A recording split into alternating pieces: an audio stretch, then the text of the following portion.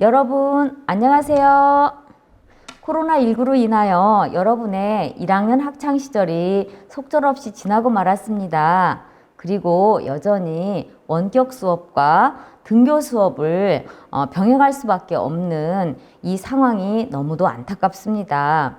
작년에는 여러분들과 국어 교사로 만났었는데 올해는 학교장으로 만나게 되었습니다. 여러분 정말 놀랐죠? 저도 신기하고 또한 너무나 반갑습니다.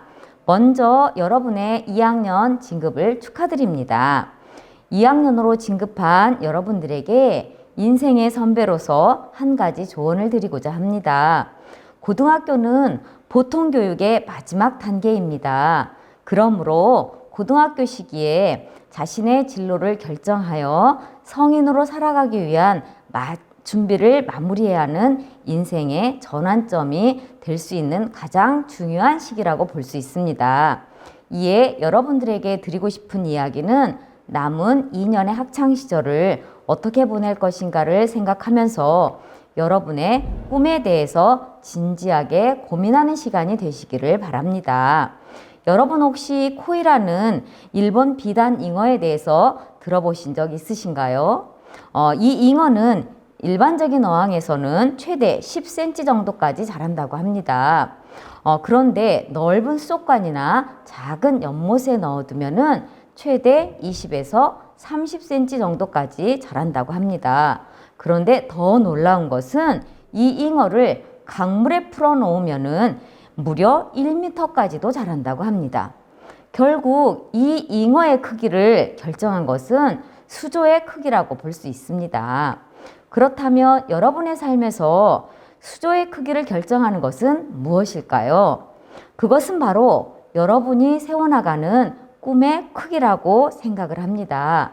제가 말씀드리는 것은 무조건 큰 꿈을 세우라는 이야기가 아닙니다.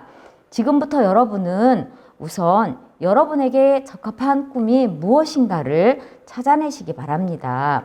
그리고 그 꿈을 이루어 나가기 위해서 남은 학창 시절을 보내신다면 여러분들은 반드시 가장 큰 1m의 잉어로 성장할 수 있으리라 확신합니다.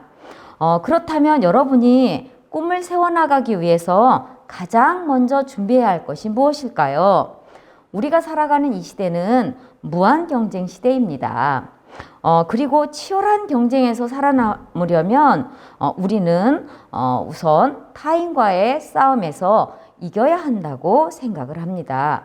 그렇지만 잘 생각을 해보면 더 중요한 점은 자신과의 싸움에서 이겨야 한다는 점을 알 수 있습니다. 놀고 싶을 때 놀고, 잠자고 싶을 때 잠자고, 게임하고 싶을 때 게임하면서 과연 여러분의 꿈을 이루어 나갈 수 있을까요? 5년 후, 10년 후에 여러분이 원하는 모습으로 살아갈 수 있기를 원한다면 먼저 편안함을 따르고자 하는 여러분의 욕구를 이겨나가는 것이 가장 중요한 부분이라는 점을 말씀드리고 싶습니다.